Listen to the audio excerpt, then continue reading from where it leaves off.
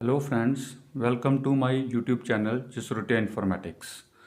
आज हम एक नया कोर्स स्टार्ट करने जा रहे हैं जिस कोर्स का टाइटल है इंट्रोडक्शन टू सोशियोलॉजी।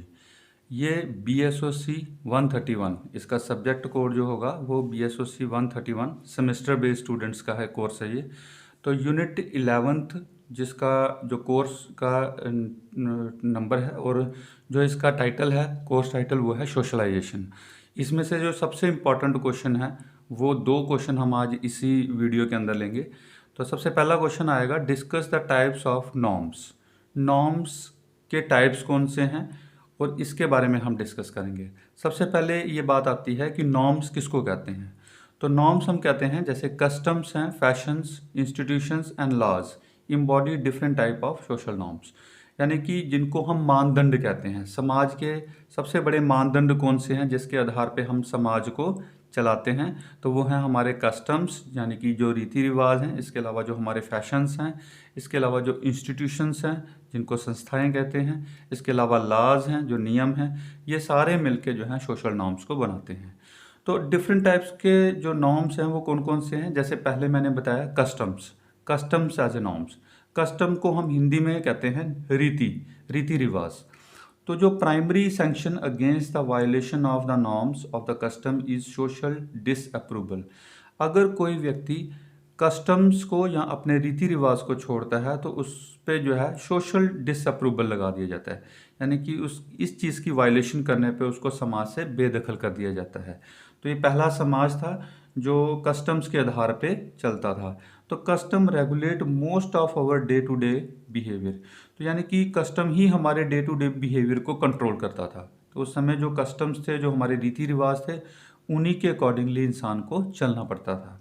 दूसरा, कस्टम्स आर सेल्डम कोडेड और written down by the people who are govern by them. तो कहते हैं कस्टम्स में कोई लिखी हुई बात नहीं थी, ये एक कोडेड थे या रिटन डाउन जो है by the people who are govern by them. तो जो लोग समाज को चलाते थे, समाज को दिशा देते थे, उन्हीं के द्वारा ये कोड की फॉर्मेशन हुई, उन्हीं के द्वारा ये कस्टम्स की फॉर्मेशन हुई। इसी तरह से दूसरा जो नॉर्म्स है वो है फैशन एज ए नॉर्म्स। कहते हैं जो मॉडर्न सोसाइटीज़ हैं are marked by the rise of fashions. आज जो मॉडर्न सोसाइटी है, जो पहला समाज था उससे आज नया समाज जो है वो फैशन के बेसिस पे चलता है। तो फैशन के आधार पे भी किसी समाज का जो है वो नॉर्म्स चलते हैं। जैसे fashion is a term which applies to a wide variety of aspects of the life as a opinion, belief, recreation, dress, jewellery and architect. यानी कि समाज किस तरह से अपना रिक्रिएशन करता है, किस तरह से उसके अपने ओपिनियंस हैं, किस तरह के बिलीफ हैं, किस तरह की रिक्रिएशंस हैं, किस तरह के वो ड्रेस पहनते हैं, किस तरह की ज्वेलरी इस्तेमाल करते हैं और किस तरह का उनका आर्किटेक्चरल डिज़ाइन है। तो ये सारी चीज़ें फैशन में आती हैं। तो फैशन भी जो है एक समाज को एक उसके नॉर्म्स को, मानदंड को बनाता है। दूसरा, fashion changing in A cyclical way with the time. तो टाइम के अनुसार ये एक साइक्लिक वे से जो है फैशन चलता है। तो हर समाज का एक अपना फैशन होता है और उसी फैशन के अकॉर्डिंग वो समाज अपने नॉर्म्स बनाता है। तीसरा आता है इंस्टीट्यूशन एज ए नॉर्म्स। तो कहते हैं कुछ सोशोलॉजिस्ट कहते हैं, some sociologist use it in such a broad sense that it include almost anything that is socially established. जो समाज में चीज़ें इस्टेब्लिश हैं, जो समाज में चीज़ें बनी हुई हैं, जैसे मैरिज है, कास्ट है, ये सारी चीज़ें जो है हमारा इंस्टीट्यूशंस है। तो कहते हैं institution embody more social recognition and compulsion than customs. तो कहते हैं जो हमारे इंस्टीट्यूशंस हैं उनकी उससे भी ज़्यादा जो है, जो हमारे कस्टम्स हैं उनसे भी ज़्यादा जो है रिकॉग्निशन है या उनसे भी ज़्यादा हमारी कंपल्शन है, यानी कि उनको हमें मानना ही पड़ता है। तो जैसे for example, while marriage is an institution, जैसे मैंने बताया मैरिज एक इंस्टीट्यूशन है, giving a wide giving a wedding feast is a custom. तो वेडिंग फीस्ट का मतलब होता है जब हम मैरिज होती है तो मैरिज के अंदर हम दावत देते हैं। दावत मतलब जिसमें हम भोज रखते हैं, तो उसको भी हम एक इंस्टीट्यूशन के दायरे में लाते हैं। तो यानी कि ये भी हमारा एक इंस्टीट्यूशन, ये कंपलसरी था। तो दूसरा था obviously the difference between the institution and customs is essentially that of degree. अब इंस्टीट्यूशन जो है वो डिपेंड करता है कि वहाँ पे वो कितने डिग्री का वो लोग मानते हैं, कितनी मात्रा में या कितने लेवल पे वो चीज़ें मानते हैं। तो इंस्टीट्यूशन जो है वो भी इस तरह से सबसे ज़्यादा जो इम्पोर्टेंट हमारा नॉर्म्स है। इसी तरह से जो लास्ट है वो है लीगल नॉर्म्स। लीगल नॉर्म्स क्या होते हैं? Legal norms have the power of the state behind them, यानी कि इसके पीछे जो है जो स्टेट की या कंट्री की या उस सोसाइटी की जो है पावर्स जो हैं वो निहित होती हैं। जैसे laws are often derived from the customs, जितने भी लाज हैं, जितने भी नियम हैं, कानून हैं, वो सब कस्टम से ही तैयार होते हैं। But norms become a part of law, लेकिन नॉर्म्स जो हैं ये लॉ का पार्ट है only when they upheld by the state, जबकि जब कोई देश उस पर नियम लगाता है तो उस समाज को वो मानना पड़ता है। तो इसलिए उस समाज से ज़्यादा या उस कस्टम या नॉर्म से ज़्यादा जो है वो लॉज हैं, लीगल लॉज हैं। तो इस तरह से ये हमारा पहला क्वेश्चन था। दूसरा जो इम्पोर्टेंट क्वेश्चन था इसी यूनिट का, सोशलाइजेशन का, वो था what is social stratification and its types. Social stratification हम किसको कहते हैं और इसकी टाइप्स क्या हैं? स्ट्रेटिफिकेशंस, पहले सोशल तो पता है कि उसको हम समाज कहते हैं, लेकिन स्ट्रेटिफिकेशन किसको कहते हैं? स्ट्रेटिफिकेशन का मतलब होता है स्तर, यानी कि जो समाज है उसमें हर व्यक्ति का या हर जो सामाजिक जो संस्था है उसका क्या स्तर है या क्या रोल है उसका। तो stratification is a set of social ranking, यानी कि ये समाज में एक रैंकिंग को शो करता है and involving relation of superiority and inferiority. तो यानी कि कौन लोग सुपीरियर है, कौन लोग इन्फीरियर है, या समाज में किसका कितना जो है स्तर है, तो ये सारी चीज़ें स्ट्रेटिफिकेशन में आती हैं। तो the basis and dimensions of social stratification refers to different levels of differentiation. तो कहते हैं जो डिफरेंट जो सोशल स्ट्रेटिफिकेशंस हैं, डिफरेंट लेवल्स हैं, तो वो सारे डिफरेंट लेवल्स जो है हमने डिफरेंट टाइप्स में उनको डिवाइड किए हैं। अब टाइप्स क्या हैं सोशल स्ट्रेटिफिकेशंस के? अगर ब्रॉडली हमें देखा जाए तो social stratification has been divided into different types.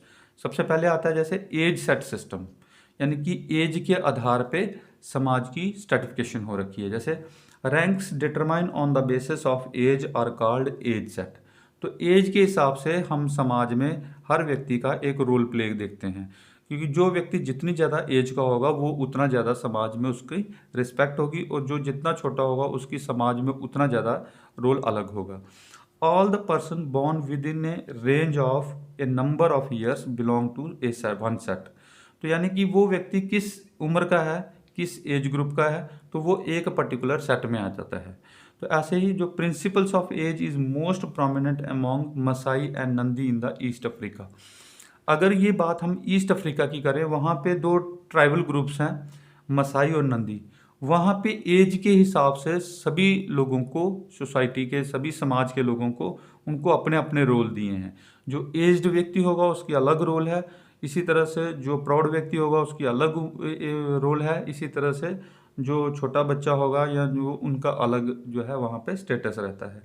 तो इस तरह से thus the membership of each age set tells a person about his ranking in the society.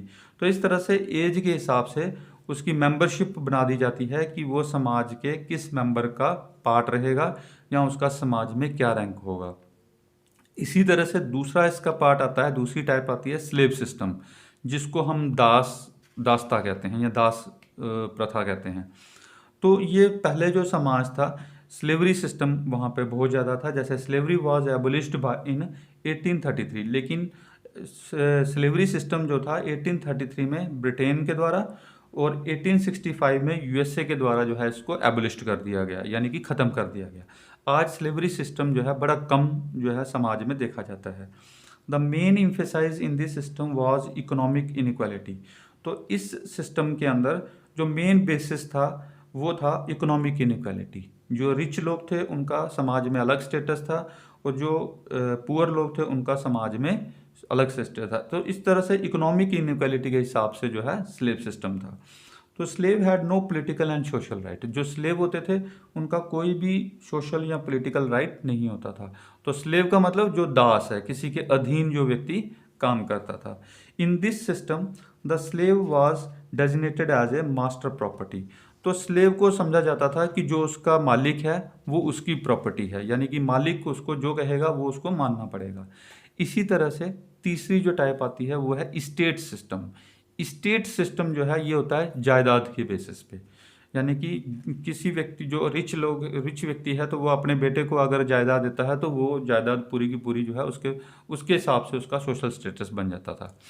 This type of social stratification was characteristics of feudal societies of medieval Europe. इस तरह का समाज जो था वो फ्यूडल सोसाइटीज़ के अंदर था। जब जमींदारी सिस्टम होता था उस समय का ये समाज था, यानी कि जो मिडिवल यूरोप था या मिडिवल पीरियड था उस समय इस तरह का सिस्टम जो था समाज में चलता था। It was also characterise by hereditary transmission of the social positions. Hereditary transmission का मतलब होता है कि एक जो पीढ़ी है वो अगली पीढ़ी को अपना जो है सारी प्रॉपर्टी जो है उसके नाम पे ट्रांसफ़र करती थी, तो इस तरह से उसकी सोशल पोजीशन अपनी बन जाती थी। तो it was characterised by hereditary transmission of social position. तो यानी कि ये सोशल पोजीशन के हिसाब से, मतलब हेरिडिटरी ट्रांसमिशन के हिसाब से ही किसी की सोशल पोजीशन बनती थी। And this system of social stratification is best explain the relationship between the property and political authority in the medieval Europe. तो मिडिवल यूरोप में क्या था, किसके पास कितनी प्रॉपर्टी है या उसकी पॉलिटिकली क्या पावर है, तो उस आधार पे उसको जो है समाज में स्ट्रैटिफाइड किया जाता था। इसके अलावा चौथा जो पार्ट आता है वो है कास्ट सिस्टम। स्ट्रैटिफिकेशन का जो चौथा था कास्ट सिस्टम में, Indian caste system represent the most rigid type of social stratification. Bharat का जो समाज है उसमें बहुत ही संकीर्ण तरह का जो है कास्ट सिस्टम है और बड़े संकीर्ण तरह का समाज बंटा हुआ है। तो typical characteristic of the caste system are the membership is hereditary and fixed. इसमें जो भी व्यक्ति मेंबर होगा वो फिक्स्ड होता है, जैसे एक कास्ट में जिसने जन्म लिया वो उसी कास्ट में रहेगा, और हेरिडिटरी भी वो उसी कास्ट में जाएगा और फिक्स रहेगा। ईच कास्ट इज एंडोगैमस ग्रुप, और जो भी हर कास्ट जो है वो एंडोगैमस ग्रुप है, यानी कि अंतर्विवाही जो है वो समाज है। दूसरा, caste consciousness is stressed by the caste name. तो कहते हैं कास्ट कॉन्शियसनेस बहुत ज़्यादा मानी जाती है अपनी कास्ट के प्रति जो है, इसलिए हर व्यक्ति का जो नाम है उसके साथ जो है उसकी कास्ट जो है लगती है, ताकि उसको एक समाज में अलग स्ट्रैटिफाइड किया जाता है। तो इसी तरह से लास्ट जो टाइप आती है सोशल स्ट्रैटिफिकेशन वो आती है क्लास सिस्टम। तो class system are characterised by social mobility upward and downward, यानी कि समाज में उसका क्या रोल है वो अपवर्ड या डाउनवर्ड के हिसाब से उसको देखा जाता है। तो according to dimensions of wealth, अगर उसके पास वेल्थ अच्छी है, पावर है, लाइफस्टाइल ठीक है, तो crucial in the determining class, तो माना जाएगा वो अपर क्लास में आ गया, वो अपवर्ड क्लास में होगा। The class system of social stratification is based upon the difference in the wealth and income. तो यानी कि ये एक नया ग्रुप था सोशल स्ट्रैटिफिकेशन में कि वेल्थ और इनकम के हिसाब से समाज को भी डिवाइड कर रखा था। These are relatively open groups which have developed industrial society, और ये आज की सोसाइटी जो इंडस्ट्रियल सोसाइटी है वहाँ पे इस तरह के जो है सोशल स्ट्रैटिफिकेशंस देखने को मिलती हैं। तो this is all about this chapter. ये इस पूरे यूनिट में जो दो सबसे इम्पॉर्टेंट क्वेश्चंस थे जो हमने डिस्कस किए। इसके अलावा जो बाकी यूनिट्स हैं सेमेस्टर के, जितने भी सब्जेक्ट्स हैं वो मेरे अगले वीडियोज़ में अपलोड हो जाएंगे, और वो जितने भी जैसे सोशोलॉजी है या ईवीएस है या पब्लिक एडमिनिस्ट्रेशन है, पॉलिटिकल साइंस है, एजुकेशन है, ये सारे यूनिट जो हैं आप मेरी अगली वीडियोज़ में देखेंगे। Thank you very much.